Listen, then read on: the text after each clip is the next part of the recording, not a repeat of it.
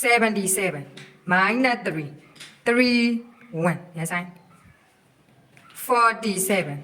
minus 3 1 3 yes I okay ကဲဆဲမလေးပြပါဦးကဲနှစ်ယောက်လေးကိုအားပေးလိုက်ပါဦး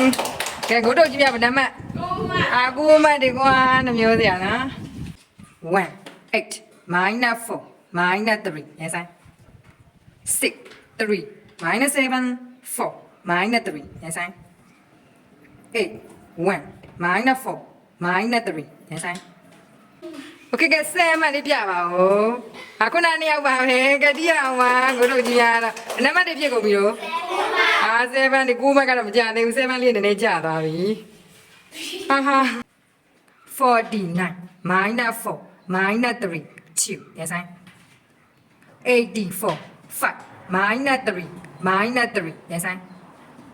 66 minus 3 1 2 yes I